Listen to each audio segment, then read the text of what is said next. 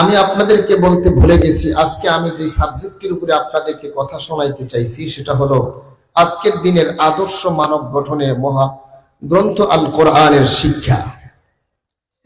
পবিত্র এই মাহে রমাদানুল মুবারকে এই মহাগ্রন্থ আল কোরআনুল কারীম আল্লাহ পাক নাজিল করেছেন। এজন্য এই মাসের মর্যাদা অন্য মাসের চাইতে কম হয়েছে না বেশি হয়েছে? কি পরিমাণে বেশি হয়েছে?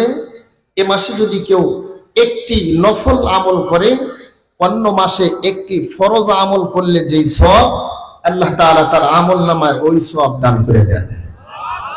কেউ যদি একটি টাকা দান করে, অন্য মাসে 70 টাকা দান করলে যেই সওয়াব, ওই সওয়াব আল্লাহ তাআলা তার আমল নামায় দিয়ে দেয়। সুবহানাল্লাহ বললেন না? যে এই মাসে একটি ফরজ আমল করলে অন্য মাসে 70টি ফরজ আমল করার সমান সওয়াব আল্লাহ তাআলা দান করেন। আল্লাহ তাআলা বলেন, شهر رمضان الذي أنزل فيه القرآن।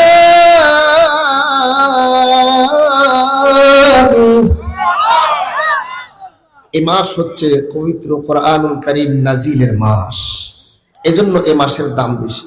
যে কথা বলতেছিলাম, সূরাতুর রহমান, দয়াময় আল্লাহ পাকের নামের যেহেতু এই সূরা, এই সূরার ফজিলত অন্য সূরার চাইতে একটু হলেও বেশি হবে। কথা বলেন ঠিক না ঠিক? আল্লাহ তাআলা এই সূরার মধ্যে বলেন, আর রহমান, দয়াময় আল্লাহ, আল্লামাল কোরআন, যিনি শিক্ষা দিয়েছেন কোরআন, খলাকাল ইনসান, যিনি সৃষ্টি করেছেন মানুষ। সম্মানিত সুধী, মানুষকে আল্লাহ তাআলা আগে সৃষ্টি করেন, আমরা দুনিয়াতে আগে আসি, এরপরে কোরআন শিখি। কথা বলেন ঠিক না ঠিক? আচ্ছা, আপনারা একটু সামনে আসেন, অনেকই ফাঁকা জায়গা আছে তো একটু হরকত করি। যেহেতু আপনারা জানেন কিছু জায়গা আছে যেই সমস্ত জায়গায় ফাঁকা রাখলে তৃতীয় একজন ব্যক্তি প্রবেশ করে, তার নাম কি? মাশাআল্লাহ, আপনারা খুব ভালো বলতে পেরেছেন। একটু ফাঁকা জায়গাগুলো পূরণ করেন যাতে আমাদের সেই মরদুদ শয়তান আমাদের মাঝে প্রবেশ করতে না পারে। সম্মানিত সুধী, কেউ উঠেন না, অল্প সময়, আমি আপনাদের থেকে বেশি সময় আপনাদের ধৈর্যচ্যুত করব না ইনশাআল্লাহ। আল্লাহ তাআলা বলেন, যিনি সৃষ্টি করেছেন মানুষ, আগে বলতেছেন যিনি শিক্ষা দিয়েছেন কোরআন। আচ্ছা বলুন, আল্লাহ তাআলা এখানে বললেন যে যিনি শিক্ষা দিয়েছেন কোরআন এবং সৃষ্টি করেছেন মানুষ, আসলে তো আমাদের জ্ঞান অনুযায়ী বলার দরকার ছিল যে আগে যিনি সৃষ্টি করেছেন মানুষ, শিক্ষা দিয়েছেন কোরআন, কিন্তু তিনি আল্লাহ তাআলা এখানে আগে শিক্ষার কথা বললেন, এরপরে আপনার মানুষ সৃষ্টির কথা বললেন। তাহলে বিষয়টা কেমন যেন হয়ে গেল না? কি কথা বুঝতেছেন আমার? এই কথার সমাধান কোরআন থেকে আমরা নিব ইনশাআল্লাহ। যে আল্লাহ আগে না মানুষ সৃষ্টি করবেন, এরপরে না শিক্ষার কথা বলবেন, তা না বলে আল্লাহ আগে শিক্ষার কথা বলছেন, এরপরে আপনার মানুষের কথা বললেন কেন?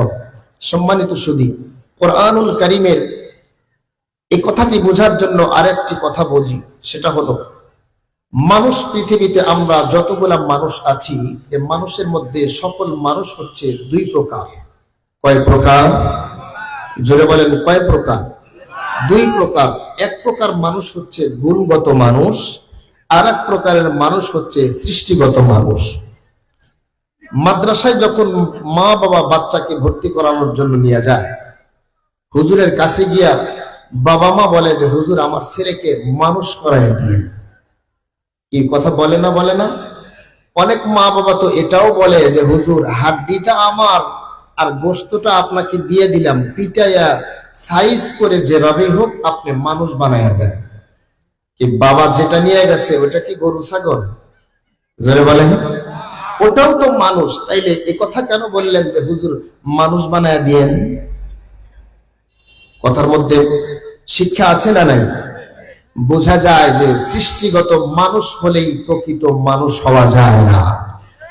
সম্মানিত সুধী, পবিত্র কোরআনুল কারীমের মধ্যে যত জায়গায় নাস শব্দ ব্যবহার হয়েছে, আল্লাহ তাআলা এই নাস শব্দকে দুই ভাবে ব্যবহার করেছেন। একটি হচ্ছে গুণগত মানুষের ক্ষেত্রে, আর একটি হচ্ছে সৃষ্টিগত মানুষের ক্ষেত্রে। গুণগত মানুষের ক্ষেত্রে আল্লাহ তাআলা ব্যবহার করেছেন। সূরা বাকারা وَإِذَا قِيلَ لَهُمْ آمِنُوا كَمَا آمَنَ النَّاسُ,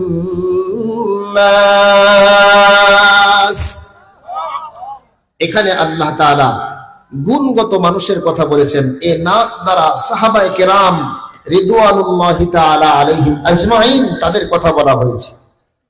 অপর জায়গায় আল্লাহ তাআলা বলেন ইয়া আইয়ুহান নাসু উবুদু রাব্বাকুম, এখানে আল্লাহ তাআলা সৃষ্টিগত মানুষের কথা বলেছেন। সম্মানিত সুধী, তাহলে আল্লাহ তাআলা সৃষ্টির সেরা জাতি মানুষ, সবচাইতে সম্মানিত জাতি, আল্লাহ তাআলা যাদের সম্পর্কে বলেন ওয়ালাকাদ কাররামনা বানি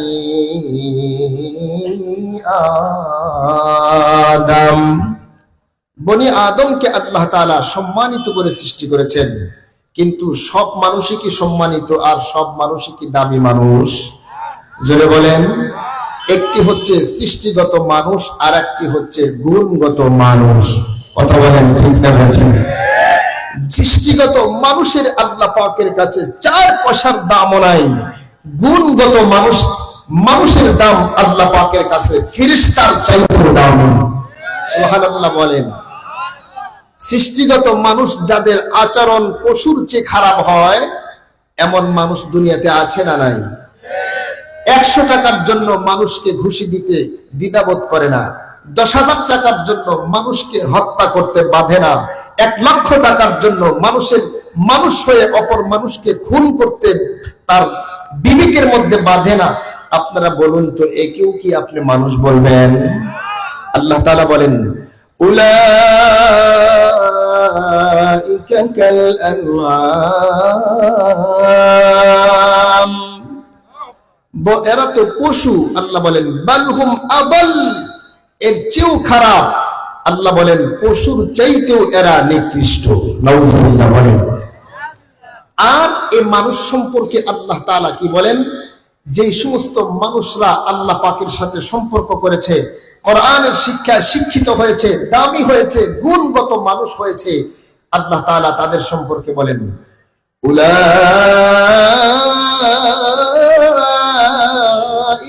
হিজবুল্লাহ।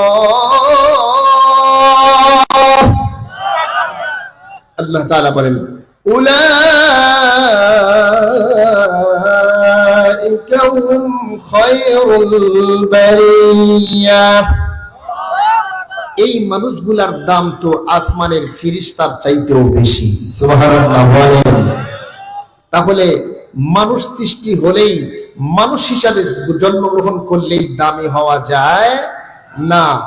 মানুষের ভিতরে গুণগত মানুষ হওয়ার জন্য যেই মেডিসিন আর যে ম্যাটেরিয়াল ঢুকাইতে হয়, তার নাম হচ্ছে আল্লাহ পাকের কোরআন। কথা বলেন ঠিক না ঠিক? কি জন্য বললাম কোরআন? কি জন্য বললাম? আমার এই কথার দলিল তো দিতে হবে। কি কথা বলেন ঠিক না ঠিক? আচ্ছা বলুন তো দেখি, আল্লাহ পাকের কোরআন যে যুগে নাজিল হয়েছে, ওই যুগটা কি শিক্ষার যুগ ছিল না জাহিলি যুগ ছিল? হ্যাঁ, জাহিলি যুগ ছিল। কিন্তু যুগটা আমরা আইয়ামে জাহিলিয়াতের যুগ বলি, কিন্তু সে যুগে শিক্ষা ছিল। কথা বলেন ঠিক না ঠিক? সে যুগে যদি শিক্ষায় না থাকতো, তাহলে আল্লাহ পাক কোরআনুল কারীমের মতো এত সাহিত্যপূর্ণ গ্রন্থ আল্লাহ সেই যুগে দিতেন না। কথা বলেন ঠিক না ঠিক? বর্তমানে এই যুগের মানুষের ব্রেনের মধ্যে আল্লাহ তাআলা কম্পিউটার আবিষ্কার করার শক্তি দিয়েছেন। এই যুগের মানুষের মধ্যে ল্যাপটপ আবিষ্কার করার শক্তি দিয়েছেন আল্লাহ পাক রব্বুল আলামিন। এই যুগের মানুষদের মধ্যে প্লেন আবিষ্কার করার শক্তি আল্লাহ পাক ব্রেনের মধ্যে সেই মাল মেডিসিন দিয়েছেন। কিন্তু আল্লাহ তাআলার মহাগ্রন্থ আল কোরআনুল কারীমের মতো একটি গ্রন্থ, একটি সূরা, একটি আয়াত কেউ আবিষ্কার করে দেখাবে, এই মেডিসিন আর এই ম্যাটেরিয়াল, এই জাতীয় যন্ত্র আল্লাহ মানুষের মাথার মধ্যে দেয়ই নাই। সুবহানাল্লাহ বলেন। আল্লাহ তাআলা তো সে যুগের মানুষদেরকে যখন কোরআনুল কারীম নাজিল হলো, খুব ভালো করে বুঝবেন সম্মানিত সুধী, যখন কোরআন নাজিল হলো, কাফেররা বলতে লাগলো, এ তো মুহাম্মাদের বানানো কথা। নাউজুবিল্লাহ বলেন। কি বলল? এ তো মুহাম্মাদের বানানো কথা। তখন আল্লাহ তাআলা বললেন, قل لئن اجتمعت الإنس والجن على أن يأتوا بمثل هذا القرآن।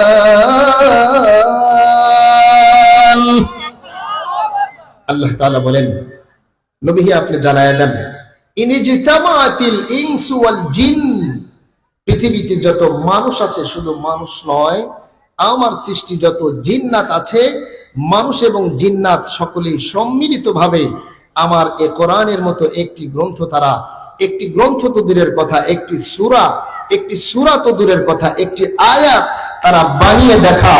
আল্লাহ বলেন, ফাইল্লাম তাফআলু ওয়া লান তাফআলু, কোশ্চিন কালেও তারা এই পবিত্র কোরআনুল কারীমের মতো, এর সূরার মতো, এর আয়াতের মতো একটি সূরা, একটি আয়াত তারা বানিয়ে দেখাতে পারবে না। সুবহানাল্লাহ বলে। অথচ সে যুগের মানুষ ছিল সাহিত্য চর্চায় অভ্যস্ত, সে যুগের মানুষ ছিল শিক্ষায় সর্বোচ্চ অঙ্গে, কিন্তু তাদেরকে জাহিলি যুগ কেন বলি? মুসলমান ভাইরা আমার খুব ভালো করে বুঝবেন, সে যুগের মানুষরা শিক্ষায় সর্বোচ্চাঙ্গের শিক্ষিত ছিল, সাহিত্য চর্চায় তাদের মধ্যে কোন রকম কমতি ছিল না। কিন্তু সে যুগের মানুষদেরকে তারপরেও কিন্তু আমরা জাহিলিয়াতের যুগের মানুষ বলি। কেন বলি? সে যুগের মানুষেরা নিজেরা শিক্ষিত ছিল বটে, কিন্তু নিজেদের কন্যা সন্তানকে তারা দাফন করতে কোন রকম দ্বিধাবোধ করে নাই। সে যুগের মানুষেরা শিক্ষিত ছিল বটে, কিন্তু সে যুগের মানুষদের মধ্যে মানুষ নিরাপদ ছিল না, নারী সমাজ নিরাপদ ছিল না। সে যুগের মানুষ শিক্ষিত ছিল বটে, কিন্তু সে যুগের মানুষ মানুষের অধিকার আদায় করে দিতে পারে নাই, নারীর অধিকার পুরুষ দিতে পারে নাই। সে যুগের মানুষের মধ্যে শিক্ষা ছিল বটে, কিন্তু মনুষ্যত্ব বিন্দু মাত্র ছিল না। কথা বলেন ঠিক না বেঠিক? তাহলে সে যুগের মানুষদের মধ্যে শিক্ষা ছিল বটে, কিন্তু যে যুগের মানুষেরা শিক্ষা থাকার পরেও কিন্তু মানুষ হতে পারে নাই। বোঝা গেল সেই যুগের দিকে তাকাইলেই শিক্ষা থাকলেই কিন্তু প্রকৃত শিক্ষা না থাকার কারণে, শিক্ষার নাম থাকলেই ওই শিক্ষার দ্বারা একজন মানুষ প্রকৃত মানুষ হতে পারে না।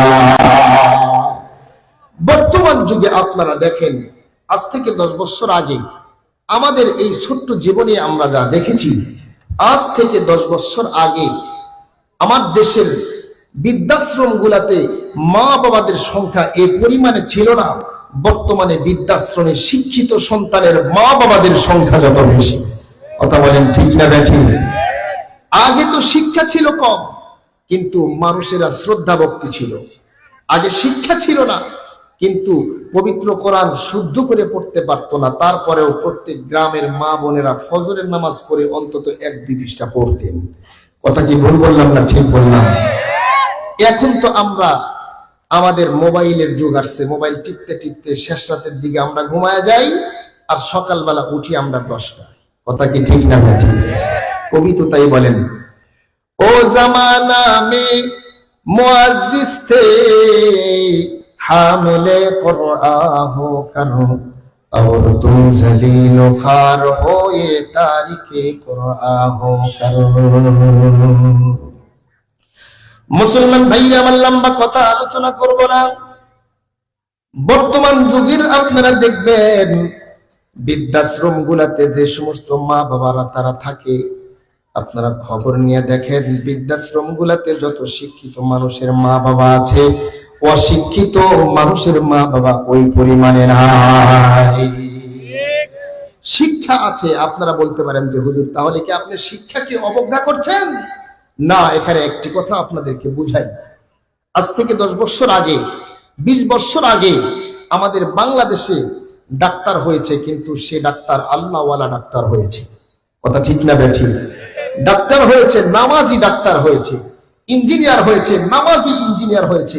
আমাদের সিরাজগঞ্জে একজন চক্ষু ডাক্তার ছিলেন, ডাক্তার ইউসুফ রহমতুল্লাহ আলাইহি। ডাক্তার ছিলেন বটে, কিন্তু দেখলে আপনি বুঝবেন না যে আলেম কি গায়রে আলেম। সুবহানাল্লাহ বলেন। কিসের কারণে? ডাক্তার ছিল, কিন্তু কসাই ডাক্তার ছিল না, আল্লাহওয়ালা ডাক্তার ছিলেন। সুবহানাল্লাহ। কি জন্য আল্লাহওয়ালা হয়েছেন? আর এখন আমরা কি জন্য আল্লাহওয়ালা ডাক্তার পাই না? ইংরেজরা যখন এদেশ থেকে বিদায় নিয়ে চলে গেল, বন্ধু খুব ভালো করে বুঝবেন, ইংরেজরা যখন এদেশ থেকে চলে গেল, ইংরেজরা চলে গেছে বটে, কিন্তু ওদের শয়তানি বুদ্ধিটা প্রয়োগ করে আমার দেশের মানুষকে ক্ষতি করেছে। কিভাবে? আমার দেশের মানুষদেরকে বুঝাইলো, দেখো এখন মানুষের হায়াত গেছে কমে, আয়ু গেছে কমে, কিন্তু ডিগ্রি গেছে অনেক গুণে বেড়ে। আগে তো ডিগ্রি কম ছিল, কিন্তু এখন ডিগ্রি গেছে বেড়ে, মানুষের আয়ু গেছে কমে। বলে তাহলে কি করা যায়? বলে তোমরা 7 বছর 8 বছর পর্যন্ত তোমরা বাচ্চাদেরকে মাদ্রাসায় পড়াও, কোরআন শিখাও। এই সময়টা তোমরা ফার্স্ট টাইম থেকেই তোমরা এই সন্তানটাকে কেজি 1, কেজি 2, কেজি 3, এরপরে প্রাইমারি, এভাবে এরপরে হাই স্কুল, এভাবে ভর্তি করে দাও। কথা কি ভুল বললাম না ঠিক বললাম? আপনার এই যে বোতল, এই বোতলের লেভেল লাগাইছে মাম পানি, কিন্তু এই ভিতরে যদি 2 ফোঁটা বিষ মিশায়া দেয়, আপনি যদি না বোঝেন, তাহলে বোতলের তো দোষ নাই, কিন্তু ভিতরের যে পানি দিয়েছে এটার উদ্দেশ্য কিন্তু খারাপ। কথা কি ঠিক না ব্যাঠিক? ইংরেজরা আমার দেশের মানুষদেরকে বুঝাইতেছে যে ডিগ্রি গেছে বেড়ে, হায়াত গেছে কমে, আয়ু গেছে কমে। আমাদের দেশের মানুষ তো বুঝলো, ঠিকই তো বলেছে, আয়ু গেছে কমে, এরপরে ডিগ্রি গেছে বেড়ে, তাহলে তো আর মাদ্রাসায় পড়াইলে আমার সন্তান উচ্চাঙ্গের শিক্ষিত হতে পারবে না। তাহলে কি করা যায়? বলে 3 বছর 4 বছরের বাচ্চাকে ঘর থেকে বের করো, ওর মাকে সহ বের করে দেয়। কথা ঠিক না ব্যাঠিক? মুসলমান ভাইরা আমার, একটি মা 4 বছরের বাচ্চাকে ঘর থেকে বের করে আপনার কেজি 1, কেজি 2, কেজি 3, এরপরে প্রাইমারি, এরপরে হাই স্কুল।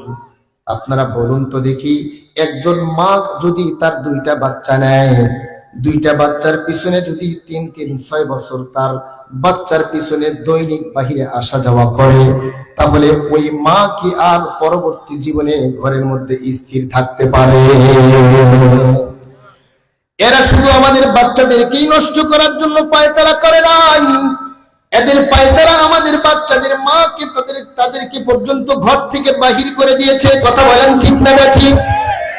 মুসলমান ভাইরা আমার, খুব ভালো করে বুঝবেন, যেই মানুষটা 3 বছর থেকে কেজি 1, কেজি 2, এরপরে প্রাইমারি, এরপরে হাই স্কুল, এরপরে আপনার বিশ্ববিদ্যালয়, ইউনিভার্সিটি, এরপরে উচ্চাঙ্গের ডিগ্রি অর্জন করার জন্য লন্ডন, এরপরে অক্সফোর্ড বিশ্ববিদ্যালয়, বিভিন্ন ল্যান্ডে গিয়ে যখন উচ্চাঙ্গের ডিগ্রি অর্জন করলো, এবার এই সন্তানটার বয়স হয়ে গেছে 30 অথবা 35, অথবা কারো কারো আরো ডিগ্রি অর্জন করতে 40 বছর পর্যন্ত হয়ে যায়।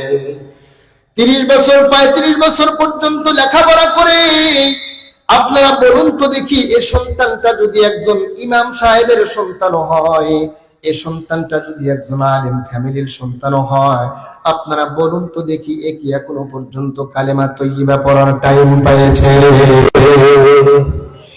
এজন্যই তো উচ্চাঙ্গের শিক্ষিত আর সর্বোচ্চ পর্যায়ের আপনার কি বলে নোবেল পাওয়া ব্যক্তিও বিসমিল্লাহির রহিম বলে ফেলে, বিসমিল্লাহির রহমানির রহিম বলতে পারে না। কথা কি ঠিক না ব্যাঠিক? মুসলমান ভাইরা আমার, এটা আমাদের দোষ, এটা ওই সন্তানের দোষ নয়। যে সন্তান সর্বোচ্চ পর্যায়ের দুনিয়াতে সুনাম অর্জন করতে পারলো, ডিগ্রি অর্জন করতে পারলো, কিন্তু বিসমিল্লাহ সহি করে বলতে পারলো না, আপনারা বলুন তো দেখি, বিসমিল্লাহ পড়ার সুযোগটা কেউ পেয়েছে? এজন্যই তো বর্তমানে শিক্ষিত মানুষের হার বেড়ে গেছে। কিন্তু শিক্ষিত মানুষের হার বাড়লে কি হবে? যেভাবে করে ডিগ্রিধারী শিক্ষিত মানুষের সংখ্যা বেড়েছে, ওইভাবে বৃদ্ধাশ্রমে মা বাবাদের অবহেলাও বেড়েছে। কথা বলেন ঠিক না ঠিক? মুসলমান বন্ধুরে আমার, আমি তো চ্যালেঞ্জ করে বলতে পারি আপনাদেরকে, আপনারা বৃদ্ধাশ্রমে খুঁজে একটা আলেম, একটা হাফেজে কোরআন, একজন আলেমের মা বাবা আপনি দেখাতে পারবেন না। এবার আসেন, তাহলে কোরআনুল কারীম কি জন্য আমরা শিখবো? এটা একটা অন্ধকার, এটা একটা গোমরাহি, এটা একটা মানুষের ভুল, যে মানুষ সর্বোচ্চ সম্মানের ব্যক্তি মা বাবাকে অবহেলা করে। এটা কি জন্য করে? ডিগ্রি অর্জন করেছে তারপরেও কেন করে? তার কারণ হলো তার ভিতরটা এখনো পর্যন্ত আল্লাহ পাকের কোরআন দিয়ে আলোকিত হয় না। আল্লাহ পাক তো সূরা ইব্রাহিমের মধ্যে বলেন এই কিতাব কেন নাযিল করেছেন? আল্লাহ পাক বলেন আলিফ লাম রা কিতাবুন আনজালনাহু ইলাইকা লিতুখরিজান নাসা মিনাজ যুলুমাতি ইলান নূর। আল্লাহু আকবার বলেন। মুসলমান ভাইরা আমার, আল্লাহ পাক রব্বুল আলামিন মানুষের ভিতরে আলোকিত করার জন্য মানুষের ভিতরে আরেকটা মনুষ্যত্ব আছে, সেই মনুষ্যত্বটাকে জাগ্রত করার জন্যই তো আল্লাহ পাক পবিত্র কোরআন দিয়েছেন। মুসলমান ভাইরা আমার, আইয়ামে জাহিলিয়াতের যুগে সে যুগের মানুষরা কিন্তু আপনার সর্বোচ্চ পর্যায়ের জাহেল ছিল। শিক্ষা থাকার পরেও তাদের মধ্যে কিন্তু কোন রকম মানবতা ছিল না। আপনারা জানেন ইতিহাস, অনেক ইতিহাসই আপনাদের জানা আছে।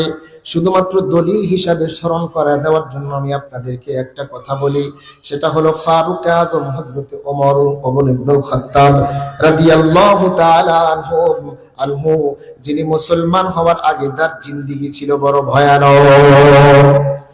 তার কারণ হলো ওমরের সাথে ঝগড়া করা,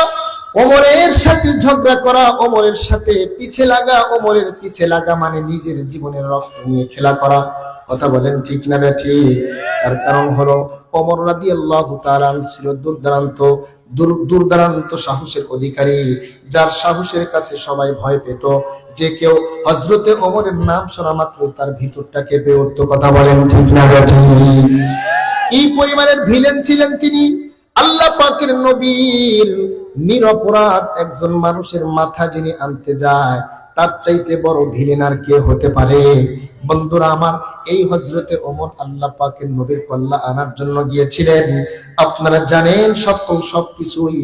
তারপরে হযরতে ওমর ওই মানুষটাই আছে, শরীরের মধ্যে সে রক্ত আছে, সে মানুষটার সেই ব্রেনই আছে, সেই চোখই আছে, সেই মুখই আছে, সেই হাতই আছে।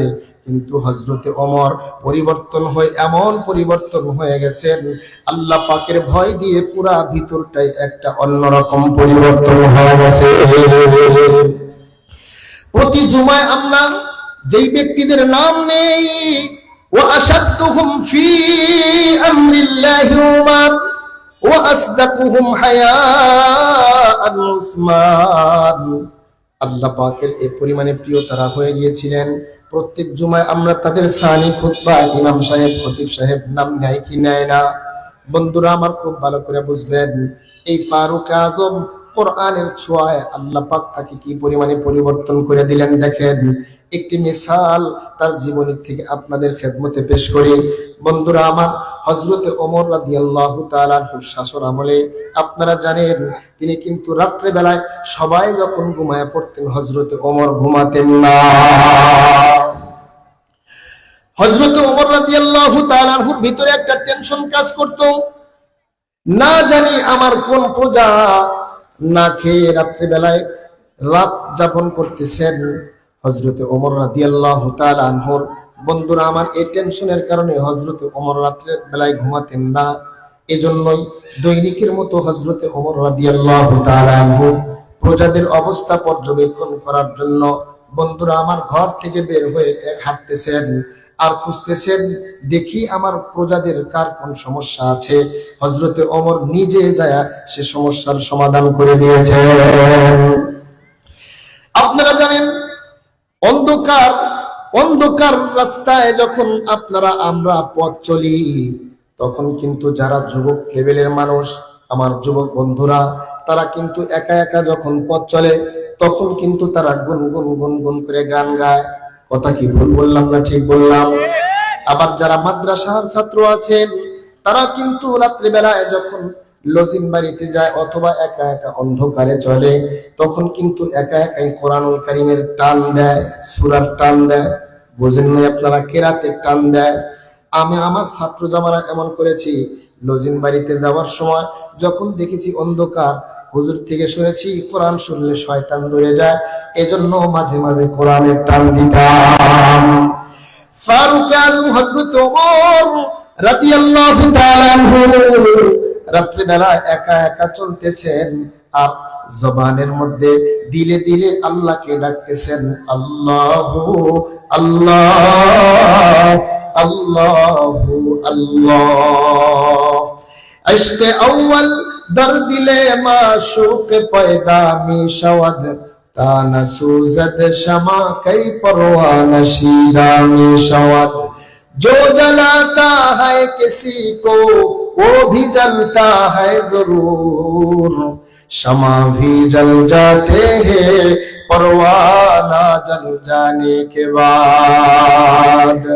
মুসলমান বন্ধুরে আমার খুব ভালো করে বুঝবেন, ফারুক আজম হযরতে ওমর রাদিয়াল্লাহু তাআলা আনহু খুব হৃদয় বিদারক ঘটনা। রাত্রে বেলায় একা একা যখন চলতেছেন, হঠাৎ করে তার কর্ণকুহরে দুটি বাচ্চার কান্নার আওয়াজ হযরতে ওমরের কানের মধ্যে পৌঁছে যায়। এমনিতেই রাত্রে বেলায় যে কোনো আওয়াজ কিন্তু অনেক দূর পর্যন্ত পৌঁছে যায়। হযরত ওমর রাদিয়াল্লাহু তাআলা আনহুর কর্ণকুহরে যে দিক থেকে কান্নার আওয়াজ, হযরত ওমর খুব খেয়াল করে হাঁটি হাঁটি পা পা করে আস্তে আস্তে করে সেদিকে যাচ্ছেন। যাইতে যাইতে এক পর্যায়ে যায় দেখে একটি ঝুপড়ি ঘর, ভাঙ্গাচুরা থাকার মতো কোনো একটি জায়গা। সেখানে একটি মহিলা চুলার মধ্যে গরম পানি দিয়া চোখের পানি অঝরে মুছতেছে, কাপড় দিয়ে চোখের পানি মুছতেছেন। আর ওদিকে দুটি বাচ্চা কান্না করতেছে গড়াগড়ি দিয়ে, আর বলতেছে, মা মাগো, আজকে যদি আমাদেরকে খাবার না দাও তাহলে আজকে কিন্তু আমাদের বাবা যেমন শহীদ হয়েছে আমরা ক্ষুধার যন্ত্রণায় শহীদ হয়ে যাব। মুসলমান ভাইরা আবার বলুন তো দেখি, কোন মা নিজের চোখের সামনে নিজের বাচ্চাকে ক্ষুধার যন্ত্রণায় মৃত্যু অবস্থায় দেখতে পারবে? কোন মাই তো এটা সহ্য করতে পারবে না। ক্ষুধার যন্ত্রণায় নিজের সন্তান দুনিয়ার থেকে বিদায় হয়ে যাবে, আর মা তার চোখের সামনে এই দৃশ্যটা দেখবে, এটা পৃথিবীর কোনো মায় সহ্য করতে পারবে না। তার কারণ হলো মা এমন হয়, আল্লাহ পাক রব্বুল আলামিনের পরে এ দুনিয়াতে মানুষের মধ্যে সবচাইতে তোমাকে আমাকে বেশি যিনি মোহাব্বত করেন তার নাম হলো মা। মুসলমান যুবক ভাইরা, এখানে হয়তো অনেক যুবক ভাই আছো, মার ভালোবাসা কি পরিমাণে হয়। তোমাদের খেদমতে একটি ঘটনা, বাস্তব কথা তোমাদের সামনে তুলে ধরি। দেখো, অনেক যুবক ভাই কিন্তু এখনো পর্যন্ত মাকে কষ্ট দেয়। আজকে আমি নিজের চোখে যে জিনিসটা দেখেছি, রাআইতু বিআইনা ওয়াস আইনাইয়া ওয়া সামিআতু বিউযুনাইয়া, আমি আমার নিজের চোখের যে দৃশ্যটা দেখেছি সেটাই তোমাদেরকে বলি। আমি আমার বাচ্চাকে নিয়ে মাদ্রাসায় গেলাম, সেখানে একটি মা হাতের মধ্যে একটি বড় লাঠি নিয়ে দৌড়াইতেছে যুবক একটি সন্তানকে মারার জন্য। মহিলা চোখের পানি ছেড়ে দিয়ে আর একটা মহিলাকে বলতেছে, মা বোন রে, আমার এই সন্তানটা লেখাপড়া করতে দিয়েছিলাম, মাদ্রাসায় দিয়েছিলাম, পড়ে নাই, স্কুলে দিলাম তাও পড়লো না, এরপরে ওর পিছনে আমি অনেক সময় নষ্ট করলাম কিন্তু ও কোনো দিকে যায় না। ওর মতো একটা যুবক সন্তানকে আমার 3 বেলা খেতে দিতে হয়, কিন্তু সন্তানটা আমার কথা শুনবে তো তা শোনে না। যে বলে আমার সাথে আয়, তার সাথে যায় গল্প গুজবে মত্ত হয়ে পড়ে। মা তো চোখের পানি ছেড়ে নিজের কথাগুলো ফুপিয়ে ফুপিয়ে বলতেছে। বন্ধুরা আমার, আজকের সমাজের দেখবেন যে সমস্ত যুবকেরা লেখাপড়াও করে না, কোনো কর্মও করে না, এরা কিন্তু সবচাইতে বেশি মা বাবাকে কষ্ট দেয়। কথা ঠিক না ঠিক? আল্লামা জুলফিকার আলী নকশবন্দি দামাত বারাকাতুহুল আলিয়া, উনি ওনার কিতাবের মধ্যে লিখেছেন 2000 শতকের কথা, বেশি দূরের কথা নয়। আপনারা শুনেছেন পত্র পত্রিকায়, চীন দেশের মধ্যে কিন্তু একটা ভূমিকম্প হয়েছিল। বন্ধুরা আমার, সে ভূমিকম্পের কারণে অনেক বড় বড় ইমারত, অনেক বড় বড় বিল্ডিং কিন্তু ধসে পড়ে গিয়েছিল। আপনারা দেখেছেন আন্তর্জাতিক খবরগুলা যারা দেখেন, বিভিন্ন সময় আল্লাহ পাকের আযাব, এই যে ভূমিকম্পতে অনেক বড় বড় বিল্ডিং গুলা ধসে পড়ে। ঠিক চীন দেশের মধ্যে ভূমিকম্প হওয়ার পরে আপনার সেই বড় একটা বিল্ডিং ধসে পড়েছে, বড় একটি হোটেল। সে হোটেলের উদ্ধার কাজ যখন ও দেশের নাগরিক, ও দেশের সরকারি বাহিনী উদ্ধার কাজ যখন করতেছিল, বন্ধুরা আমার, অনেক কিছুই তো ধ্বংসস্তূপ থেকে বের করতেছিল।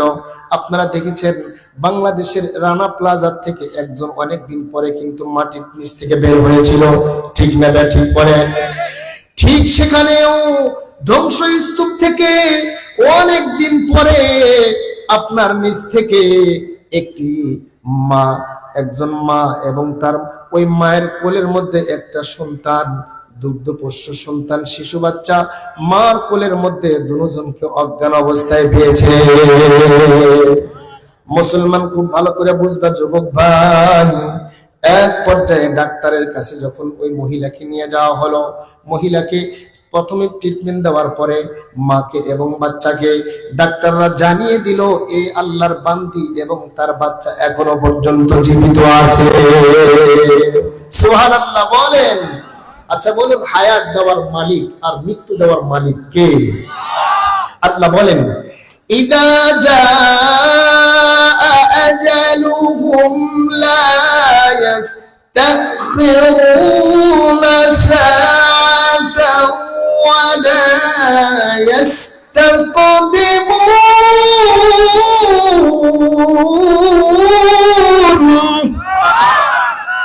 আল্লাহ পাক বলেন, মৃত্যু যখন তোমাকে আমি দেব তখন মৃত্যু হবে, এক সেকেন্ড আগেও হবে না, এক সেকেন্ড পরেও হবে না।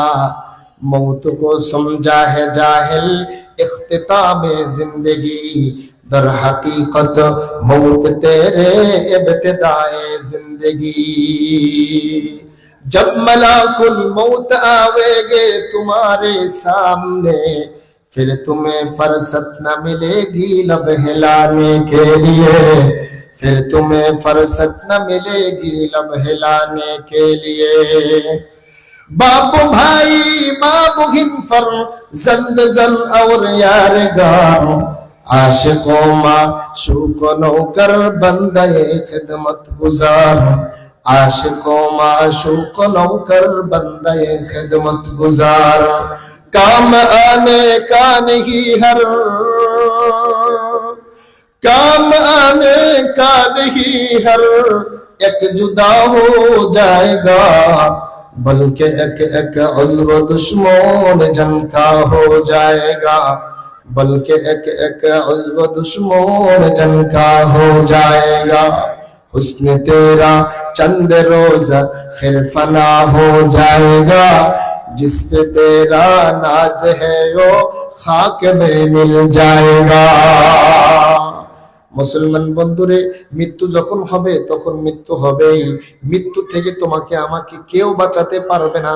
দুনিয়ার সম্পদ, ভাই ভাই, বন্ধু, মা বাবা, কেউ তোমার আমার কোনো কাজে লাগবে না।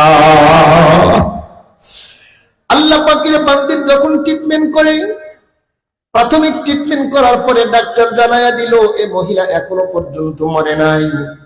এরপরে আস্তে আস্তে চিকিৎসা করার পরে মহিলা এবার কথা বলতে শুরু করলো। খুব ভালো করে বুঝবেন মা কেমন হয়। দেখেন, মেয়েটার কোনো জায়গায় কোনো ক্ষত হয় নাই। আল্লাহ পাক রব্বুল আলামিন তাকে কুদরতি ভাবে হেফাজত করেছেন, বাচ্চাটারও কিচ্ছু হয় নাই। এক পর্যায়ে ডাক্তার সাহেব খেয়াল করে দেখেন শরীরের কোনো জায়গায় তো ক্ষত হয় নাই বটে, কিন্তু হাতের 10টা আঙ্গুলের মাথাগুলো ফাটা দেখা যায়। মুসলমান ভাইরা আমার, এক পর্যায়ে ডাক্তার সাহেব ডাক দিয়া বলেন, মা ব্যাপার কি? আপনার শরীরের কোনো জায়গায় আঘাত লাগে নাই? মহিলা এবার বর্ণনা দেয়, ভাইজান, আল্লাহ পাক রব্বুল আলামিন আমাকে কুদরতি ভাবে হেফাজত করেছেন। কিভাবে হেফাজত করেছেন? বলে, যখন ভূমিকম্প হয়ে টোটাল বিল্ডিংটা ধসে পড়ল, আমরা একটি পাটাতন, একটি ছাদের নিচে কেমন যেন আল্লাহ পাক আমাদের সামনে আর করে দিলেন, আর আমরা সেখানে কর্নারের মধ্যে বসে পড়লাম। অন্ধকার হয়ে গেল। বুঝতে পারলাম এখান থেকে আমাদের বাঁচার আর কোনো কায়দা নাই, এখান থেকে আমাদের আর ওঠার কোনো বুদ্ধি নাই। তখন বন্ধুরা আমার আমার বাচ্চাটা হাউমাউ করে কান্না আরম্ভ করলো। আমিও তখন একাগ্র চিত্রে মালিক আমার আল্লাহকে ডাকতে শুরু করলাম। এক পর্যায়ে কিছুক্ষণ পার হয়ে গেল, লম্বা সময় যখন পার হওয়া শুরু হয়ে গেল, ক্ষুধা লাগলো, আমারও ক্ষুধা লাগতেছে। আমার বাচ্চার যখন ক্ষুধা লাগে তখন আমার বাচ্চাকে আমার স্তন ধরাইয়া দেই, দুধ পান করে। কিন্তু আপনারা বলুন তো দেখি, মার পেটে খাবার না থাকলে কি লম্বা সময় দুধ দেওয়া যায়? এক পর্যায়ে দুধ যখন শুকায়া গেল, মহিলা বলে আমার পেটেও ক্ষুধার যন্ত্রণায় আমারও আর জবান দিয়ে কথা বের হচ্ছে না, কিন্তু আমার জ্ঞানটা আছে, আমি বুঝতেছি আমার স্তনের মধ্যে আর কোনো দুধ নাই। কিন্তু আমি বুঝতে পারলাম, বুঝেও তো আর কিছু করতে পারতেছি না। কিন্তু আমার বাচ্চাটা ক্ষুধার যন্ত্রণায় মা মা করে কান্না আরম্ভ করছে। এক একটা মার ডাক আমার কলিজা পর্যন্ত ছিঁড়ে যায়। কোত্থেকে ওর খাবার ব্যবস্থা করব, টেনশনে আমি চিন্তা করলাম এখন কি করা যায়। বুকের দুধ তো শুকায়া গেছে, এখানে খাবার ডাক দিলেও তো কেউ খাবার দিবে না। তখন আমি হঠাৎ করে আমার একটা মাথার মধ্যে জিনিস কাজ করলো, যে আমার শরীরের মধ্যে দুধ না থাকলে কি হবে, রক্ত এখনো পর্যন্ত শেষ হয় নাই। আল্লাহু আকবার বলেন। মুসলমান ভাইরা আমার, এবার মহিলা ডাকতে বলে ভাই। এক পর্যায়ে আমি আমার হাতের একটা আঙ্গুল দাঁত দিয়ে কামড় দিয়ে ফাটায়া আমার আঙ্গুলটা আমার বাচ্চার মুখের মধ্যে দিয়ে দিলাম। আমার রক্তটা, মাসালা বলবেন না যে হুজুর রক্ত খাওয়া তো হারাম, কিন্তু এখানে তো জান বাঁচতেছে না। মা বুঝতেছে তরল জাতীয় কোনো খাবার আমার বাচ্চার এখানে নাই, শক্তও নাই তরলও নাই। অন্তত আমার বাচ্চা বুঝবে না তরল জাতীয় পানি এটা আমার বাচ্চার পেটে গেলে অন্তত তার জীবন কিছুক্ষণ বেঁচে থাকবে। এরপরেও আমি আমার চোখের সামনে আমার বাচ্চার মৃত্যু হতে দেখতে পারবো না আমি। এক পর্যায়ে বর্ণনা ডাক্তার সাহেব, প্রথম আঙ্গুলটা যখন ফাটাইলাম, এরপরে রক্ত শুকায়া গেল, দ্বিতীয় আঙ্গুল করে করে 5টা আঙ্গুল যখন আমি শেষ করলাম, এক হাতের রক্ত আমার শেষ হয়ে গেল। এরপরে আর একটা হাত ধরলাম, এভাবে করে এই হাতটাও আমি রক্ত চুষা দিলাম। ডাক্তার সাহেব, এক পর্যায়ে আমার শরীর রক্ত শূন্য করে আমি যখন সেন্সিয়ার হয়ে গেলাম, আমার আর জ্ঞান নাই। ডাক্তার সাহেব, এরপরে কি হয়েছে আমি বলতে পারবো না। ডাক্তাররা বলে আল্লাহর জমিনে, আল্লাহর দুনিয়াতে বন্ধুরা আমার, মার চাইতে আপন, মার চাইতে এই পরিমাণে ভালোবাসা মোহাব্বত কে দেখাবে? জোরে বলেন। যে নিজের শরীরের রক্তটা সন্তানের জন্য বিসর্জন দিয়ে সর্বশেষ চেষ্টা করেছে নিজের সন্তানকে বাঁচানোর জন্য। ফারুক আযম হযরত ওমর বাড়ির মধ্যে ঢুকা দেখে মহিলা হাত উঠায়া আল্লাহকে বলতেছে, রব্বুল আলামিন, ও রব্বুল আলামিন, আজ থেকে 1 বছর আগে জালেম ওমরের শাসনে আমার স্বামী জিহাদের ময়দানে গিয়ে শহীদ হয়েছে। আজও পর্যন্ত আমার স্বামীর খবর ওমর নিতে আসে নাই। আল্লাহ গো, আমার বাচ্চারা আজ 3 দিন যাবত খায় না, ক্ষুধার যন্ত্রণায় ওরা মৃত্যু মুখে পতিত হয়ে গেছে। রব্বুল আলামিন, এই মুহূর্তে যদি আমার বাচ্চার জন্য তুমি খাবারের ব্যবস্থা না করো, তাহলে তো ওরা না খেয়ে মারা যাবে। ফারুক আযম হযরত ওমর রাদিয়াল্লাহু তাআলা আনহু এই দৃশ্যটা দেখার পরে আর সামনে পা বাড়ায় নাই। সেখান থেকে পিছনে ব্যাক করে সোজা বাইতুল মালে চলে গেছে। বন্ধুরা আমার, বাইতুল মালে গিয়া খাদেমকে ডাক দিয়ে বলে, ও খাদেম, বাইতুল মালটা খোলো, খুলে আমাকে একটি বড় আটার বস্তা আমার মাথায় উঠায়া দাও। খাদেম ডাক দিয়ে বলে, আমিনুল মুমিনিন, আপনার মাথায় আমি কিভাবে আটার বস্তা উঠায়া দেব? আমিনুল মুমিনিন ডাক দিয়ে বলে, যেটা বলেছি তুমি সেটাই করো। এবার ডাক দিয়ে বলেন, না ওগো আমিনুল মুমিনিন, আমি এটা করতে পারবো না। আপনার মতো একটা অর্ধ পৃথিবীর শাসনকর্তার কাঁধের উপরে আমি আটার বস্তা উঠায়া দিব, এটা কি করে হয়? কখনোই হতে পারে না।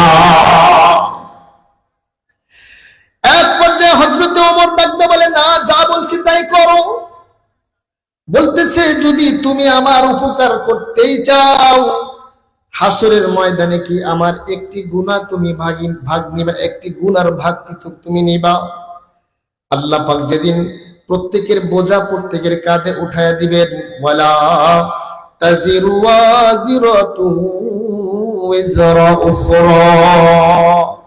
বন্ধুরা আমার, হাসরের ময়দান তো বড় বিভীষিকাময় জায়গা। হাসরের ময়দানে কেউ কারো বোঝা নিবে না, হাসরের ময়দানে কেউ কারো গুনার বোঝা নিবে না। আল্লাহ পাক সেদিন একটা পুলসিরাত কায়েম করবেন। পুলসিরাত প্রত্যেকেই পার হতে হবে। পুলসিরাতের ওই নোটিশের ওখানে যে আটকে যাবে তার খবর হয়ে যাবে। আল্লাহ পাক রব্বুল আলামিন বলেন, ওয়া ইম মিনকুম ইল্লা ওয়ারিদুহা কানা আলা রাব্বিকা হাতমান মাকদিয়া। মুসলমান বন্ধুরে আমার, পুলসিরাত তো অবশ্যই হবে, কিন্তু পার হবে কারা, নাজাত পাবে কারা? আল্লাহ পাক রব্বুল আলামিন পরের আয়াতে বলেন, সুম্মা নুনাজ্জিল্লাযীনা ইত্তাকাউ ওয়া নাদারুয যালিমিনা ফীহা জিসিয়া। আল্লাহু আকবার। আল্লাহ পাক বলেন, পুলসিরাত তো কায়েম হবে, পুলসিরাত তো আল্লাহ পাক দাঁড় করাবেন। সেই পুলসিরাতের উপরে যাদের তাকওয়া, যার তাকওয়া বেশি, আল্লাহর ভয় যার ছিল ভিতরে, আল্লাহ পাক রব্বুল আলামিন তাকে নাজাত দিয়ে দিবেন। সুবহানাল্লাহ বলেন। ফারুক আজম হযরত ওমর খাদেমকে বলতেছে, আমার মাথায় আটার বস্তা উঠায়া দেন। কিন্তু এক পর্যায়ে খাদেম যখন দিচ্ছে না, তখন হযরত ওমর বলতেছেন, তাহলে হাসরের ময়দানে কি আমার গুনাহ তুমি তোমার কাঁধে নিবা? সেও কিন্তু সাহাবী, সাহাবী তো জানে গুনাহ কি জিনিস। হাসরের ময়দানে কেউ কারো গুনাহ নিবে না, আমি কি করে হযরত ওমরের গুনাহ নিব? এবার হযরত ওমর ডাক দিয়ে বলে, বুঝতে পেরেছি, উপকার তুমি করবে কিন্তু দুনিয়াতে করবে, পরকালে করবে না। যে উপকার তুমি দুনিয়ায় করবা, পরকালে করবে না, ওই উপকার আমার লাগবে না। এক পর্যায়ে হযরত ওমর রাদিয়াল্লাহু তাআলা আনহু কাঁধের মধ্যে, বন্ধুরা আমার, আটার বস্তা উঠাইয়া দিয়েছেন। অর্ধ পৃথিবীর শাসনকর্তা, চিন্তা করা যায় না, কল্পনা করা যায় না। হযরত ওমর কাঁধের মধ্যে আটার বস্তা নিয়া আল্লাহ পাকের ভয়ে, শুধুমাত্র কেবলমাত্র কার ভয়ে? জোরে বলেন। বন্ধুরা আমার, শুধুমাত্র কেবলমাত্র আল্লাহ পাকের ভয়ে হযরত ওমর রাদিয়াল্লাহু তাআলা আনহু ওই মহিলার বাড়ি পর্যন্ত চলে গেছে। আল্লাহ লম্বা করব না, এক পর্যায়ে মহিলার সামনে যখন চলে গেছে, এবার মহিলাকে ডাকতে বলে, মা, ও মা, এই যে নাও, আটা নাও, আমি তোমাকে একটু রুটি বানানোর কাজে সহযোগিতা করতে চাই। যেহেতু লম্বা সময় হয়ে গেছে, এখন যদি রুটি বানাইতে যাও তাহলে অনেক সময় প্রয়োজন, তোমার বাচ্চাগুলো ক্ষুধার যন্ত্রণায় ছটফট করতেছে, আমিও তোমার রুটি বানানোর কাজে সহযোগিতা করতে চাই। এবার মহিলা ডাকতে বলে, তাহলে তো আরো ভালো হয়, তাহলে তো আরো সুন্দর হয়। এবার হযরত ওমর, অর্ধ পৃথিবীর শাসনকর্তা, তিনি কিন্তু মহিলার সাথে রুটি ভাজার কাজে নিয়োজিত লেগে গেছে।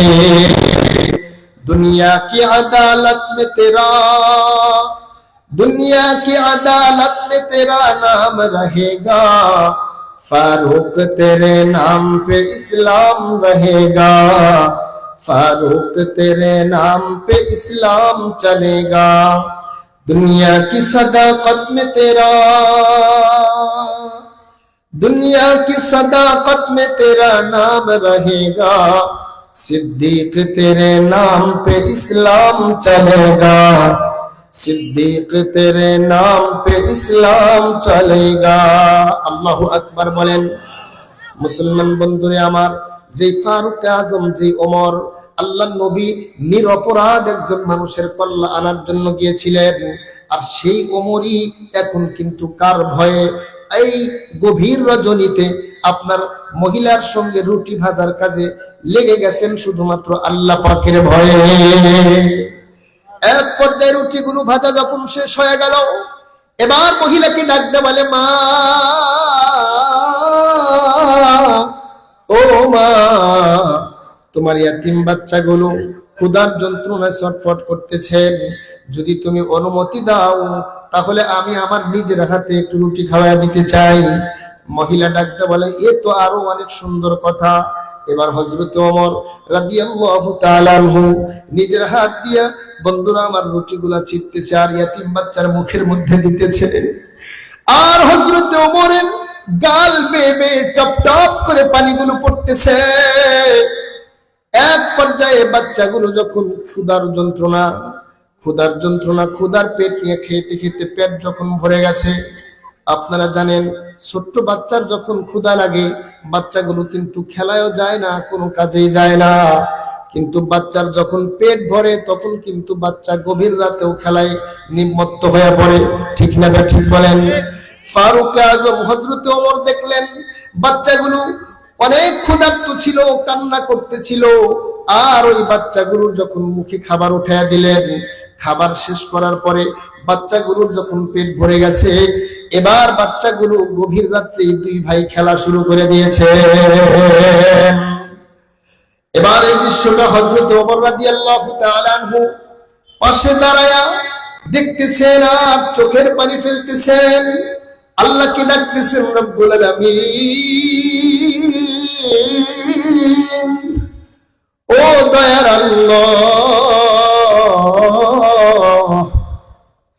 তুমি যদি আমাকে এই দৃশ্যটা না দেখায়া দিতা তাহলে আল্লাহ তোমার হাসরের ময়দানে আমি আসামি হয়ে যেতাম। এবার মহিলা ডাকতে বলে, ভাই একটু আপনার পরিচয়টা আমাকে দিয়ে যান। এবার হযরত ওমর বলে, আমি এক আল্লাহর বান্দা, আমার কাজ হলো আল্লাহর বান্দাদের গোলামি করা। সুবহানাল্লাহ। মহিলা ডাকতে বলে, বাবা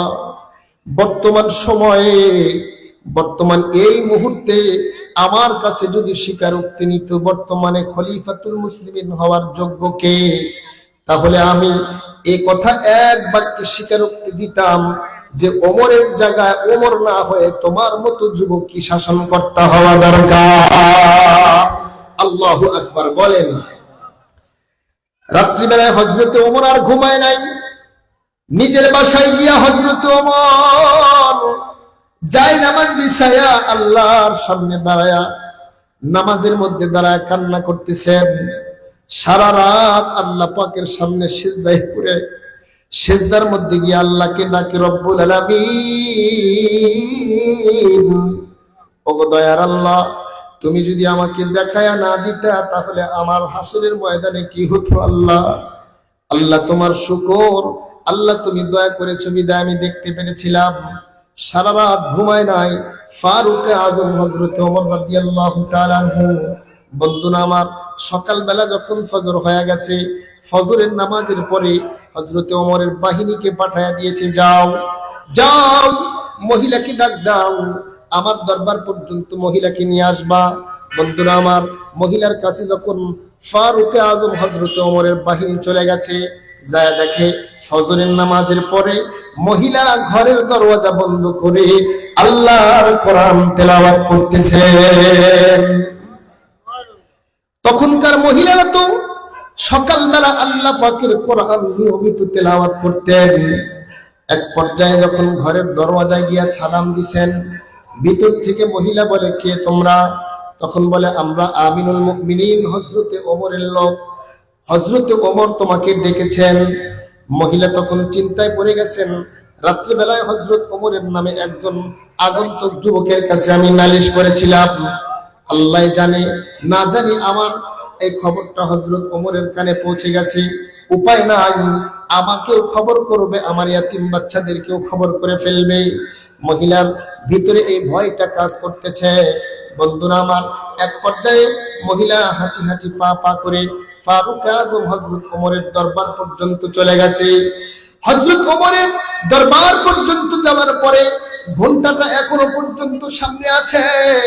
এবার মহিলা চিন্তা করতেছে, এক নজর জালেম ওমরকে একটু দেখে নেই, যে জালেম ওমর আমার স্বামীকে 1 বছর আগে জিহাদের ময়দানে পাঠাইয়াছিল, শহীদ হয়ে গেছে, আজও পর্যন্ত ওমর আমাদের খবর নেয় নাই। মহিলা ঘন্টাটা সরায় একটু হযরত ওমরের চেহারাটা দেখার জন্য যেই মাত্র ঘন্টাটা খুলেছে, আল্লাহু আকবার। তাকায় কি দেখেছে? মহিলা তাকায় সঙ্গে সঙ্গে দাঁড়ানো মাটা বসে পড়েছে। এবার হযরত ওমর রাদিয়াল্লাহু তাআলা আনহু ডাক দিয়া বলে, মা এদিকে আসেন। কোনো ভয় নাই, কোনো ভয় নাই। আরেকজন সাহাবীকে, আরেকজন মুসলমান ভাইকে ফারুক আযম হযরত ওমর পাঠায় দিলেন, যাও খেজুরের ডাল নিয়ে আসো, মোটা মোটা খেজুরের ডাল নিয়ে আসো।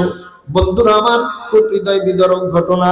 যেই ওমর আল্লাহর নবী নিরপরাধ একজন মানুষের কল্যাণ আনার জন্য গিয়েছিলেন, আর সেই মানুষই আছে, সেই ওমরই আছে, এখনো পর্যন্ত তার শরীরের মধ্যে সেই রক্ত আছে, এখনো মাথার মধ্যে তার সেই ব্রেনই আছে। ওই ওমর আল্লাহ পাকের ভয়ে কি পরিমাণে বিনয়ী হয়ে গেছে। এক পর্যায়ে খেজুরের ডালগুলো যখন হযরত ওমরের সামনে এনে হাজির করা হলো, বন্ধুরা আমার, এবার খেজুরের ডালটা হযরত ওমর মহিলার হাতের মধ্যে দিয়া ডাকতে বলে, মা এই যে খেজুরের ডালগুলো নেন, আপনার সন্তানগুলো ক্ষুধার যন্ত্রণায় যে পরিমাণে ক্রন্দন করেছে, আমি ওমর জানি নাই। আমি ওমরের অনেক বড় রাজ্য, আমি কয়জনের খবর নিব আমি তো আর গায়েব জানি না। আপনাকে আমি অনেক কষ্ট দিয়েছি মা, যে পরিমাণে আপনার বাচ্চার চোখ দিয়ে অশ্রু প্রবাহিত করেছি, ওই পরিমাণে আমি ওমরের শরীর থেকে আপনি রক্ত বের করেন। আল্লাহু আকবার, জোরে বলেন। মুসলমান ভাইরা আমার খুব ভালো করে বুঝবেন, যেই ওমর সব টপ লেভেলের ভিলেন ছিল, যেই ওমরের মেজাজ ছিল গরম, আর সেই ওমরটা এর পরিমাণে বিনয়ী কি কারণে হলেন? আর রহমান আল্লামাল কুরআন খালাকাল ইনসান। হযরত ওমরের ভিতরে আল্লামাল কুরআন, আল্লাহর কোরআন ঢুকেছে, তো ওমর মানুষের মতো মানুষ হয়ে গেছে। বর্তমানেও আপনি যে শিক্ষায় শিক্ষিত হন না কেন, যত বড় উন্নত ডিগ্রিধারী হন না কেন, যতক্ষণ পর্যন্ত আল্লাহ পাকের কোরআনের শিক্ষা ভিতরে না ঢুকবে, ইলমে ওহীর শিক্ষা ভিতরে না ঢুকবে, ওই মানুষ ডিগ্রিধারী মানুষ হতে পারে, ওই মানুষ শিক্ষিত নাম হতে পারে, কিন্তু প্রকৃত মানুষ তাকে বলা যায় না। কথা বলেন ঠিক না ব্যাঠিক? অন্য ধর্মের কথা বাদ দিলাম, অন্য জাতির কথা বাদ দিলাম, একজন মুসলমান যদি প্রকৃত মুসলমান হতে চায়, আল্লাহর কোরআনকে বাইপাস আর মাইনাস করে কখনোই মুসলমান প্রকৃত মুসলমান হতে পারে না। কথা বলেন ঠিক না ব্যাঠিক? সম্মানিত সুধী, এজন্য আসন্ন মাহে রমাদানুল মুবারক, আপনারা এখানে অনেকে আছেন কোরআন পড়া জানেন না। আল্লাহ পাকের এই মাস আসতেছে, কোরআনের মাস। এ মাসে হযরত জিবরাইল আমিন আল্লাহর নবীকে কোরআন শোনাইছেন, আর আল্লাহর নবী ও জিবরাইলকে কোরআন শোনাইছেন। সুবহানাল্লাহ বলেন। জিবরাইল নবীকে শোনাইছে, আর নবী জিবরাইলকে শোনাইছে। অর্থাৎ কোরআনুল কারীম নবী দাওর করছেন, তেলাওয়াত করছেন। এজন্য হাফেজ সাহেবরা একজন পিছনে দাঁড়ায় শোনে, আর একজন সামনে দাঁড়ায় তেলাওয়াত করে। করে কি করে না? হাফেজ সাহেবরা যদি লম্বা কেরাত পড়ে, ধীরে ধীরে পড়ে, কিছু মুসল্লি বলে, হুজুর আপনি যায়া আর একটু চালু করেন। আর যখন চালু করে, কিছু মুসল্লি যায় বলে, হুজুর আর একটু ধীরে পড়েন, কিছু তো বুঝি না। হাফেজ সাহেব করে যায় বিপাকে। কি কথা ঠিক না ব্যাঠিক? এজন্য ওয়ারাত্তিলিল কোরআন তারতিলা। আচ্ছা, কোরআনের যদি মেডিসিন মশলা দিয়ে যদি তেলাওয়াত করা হয়, সে তেলাওয়াত শুনতে মজা লাগে কি লাগে না? আজকে এশার নামাজের পরে একটা ছেলে তেলাওয়াত করেছে, আমি ভিতর থেকে শুনেছি, আলহামদুলিল্লাহ, এত সুন্দর তেলাওয়াত। কোরআনের মধ্যে তাজবিদ আছে, কোরআনের মধ্যে আপনার সিফাত আছে, আপনার আর রহমান আল্লামাল কোরআন, প্রত্যেকটা শব্দের মধ্যে তাজবিদ আছে, আপনার সিফাত আছে, সিফাতে লাজিমা আছে, সিফাতে আরিদা আছে। আর রহমান, র এখানে পুর করতে হবে। এর মধ্যে আপনার সিফাতের দৃষ্টিকোণ থেকে এটা হচ্ছে আপনার তাওয়াসসুল। তাওয়াসসুল অর্থ হলো আওয়াজ চালু হবে না, বন্ধও হবে না। এই যে গ্রামার দিয়া যখন একজন ইমাম সাহেব তার তিলের সাথে তেলাওয়াত করে, তার পিছে নামাজ পড়ে মজাই আলাদা। কি কথা ঠিক না ব্যাঠিক? শুনতেই মনে চায়, কখন যে 2 ঘন্টা হয়ে যায় বলাই যায় না। কি কথা ঠিক না ব্যাঠিক? আর কিছু ইমাম সাহেব আমার দেশে আছে, আমাদের চাপের কারণে ইমামরাও এখন চাপে পড়ে এখন এমন ভাবে সূরা ফাতিহা পড়ে আলহামদু শুরু করে আদ-দালিন, এটুকু বোঝা যায়। মাঝখানে কি কইছে কিছু বোঝা যায় না। আচ্ছা বলেন তো দেখি, রমজান মাস কোরআনের মাস, আগামী বছর বাঁচবেন এই চিন্তা বা এই গ্যারান্টি আমাদের আছে? যদি বলেন আছে। আজকে আমার শায়েখ এখানে আসার কথা ছিলেন, কিন্তু উনি যে অ্যাক্সিডেন্ট করবেন, ওনার যে পাটা কাটা পড়বে, উনি কি জানেন? হ্যাঁ, হুজুর তো আপনার রওনা দিয়েছিলেন সেই ঢাকা হয়ে আপনার কক্সবাজার যাবেন। এলাঙ্গাতে যখন গেছে, আমাদের সিরাজগঞ্জের একটা ভালো গাড়ি এসআই, সেই এসআইতে উঠেছেন। হুজুর বসেছিলেন সামনে, আমি শুনে আমার খুব কষ্ট লাগলো। হুজুর বসেছিলেন সামনে, পিছনে, কিন্তু হুজুরকে যে চেনে সে বলতেছে, আরে হুজুর তো অনেক বড় আলেম, হুজুরকে এত পিছে রাখা যায় না। সম্মান করে হুজুরকে নিয়ে সামনে দিচ্ছে, সামনে দিয়া হুজুরকে সাইডে সুন্দর করে বসায় দিছে। এখন যে ব্যক্তি পিছনে গেছে সে সুস্থ আছে, আর হুজুর অ্যাক্সিডেন্ট করছে। এটা তো ভাগ্য। কথা বলেন ঠিক না ঠিক? তো ভাগ্যে কি আছে সেটা কি বলা যায়? হাফেজ সাহেবদেরকে বলবেন যে আরো চালু করেন, চালু করেন, এটা কি বলবেন? আল্লাহর নবী কি বলেন? আল্লাহর পয়গম্বর বলেন, মান সামা রমাদানা ঈমানান ওয়া ইহতিসাবান গুফিরা লাহু মা তাকদ্দামা মিন যামবিহি। আল্লাহর নবী বলেন, যে ব্যক্তি রমজান মাস পাইলো, আর রমজান মাস পায়া ঈমানের সাথে একটা মাস 30টা রোজা রাখলো, আল্লাহ পাক রব্বুল আলামিন তার অতীত জীবনের সকল গুনাহ খাতা মাফ করে দিল। আল্লাহর নবী বলেন, মান কামা লাইলাতুল কদরি ঈমানান ওয়া ইহতিসাবান গুফিরা লাহু মা তাকদ্দামা মিন যামবিহি আও কামা ক্বালা নবী আলাইহিস সালাতু ওয়াস সালাম। বিশ্ব পয়গম্বর বলেন, যে ব্যক্তি লাইলাতুল কদরের রাত্রি পেল, আর সে রাত্রি আল্লাহ পাকের ভয়ে ইবাদতে কাটিয়ে দিল, আল্লাহ পাক রব্বুল আলামিন এই এক রাত্রে আমলের বরকতে তার অতীত জিন্দেগীর সকল গুনাহ খাতা মাফ করে দিলেন। এজন্য পবিত্র মাহে রমাদানুল মুবারকে দেখবেন কোন ব্যক্তি চাষতলে এখনো পর্যন্ত, এটা হচ্ছে নেতৃস্থানীয় আমার যে বন্ধুরা আছে তাদের দায়িত্ব, কোনো চাষতলে চা চলবে না। কথা বলেন ঠিক না ঠিক?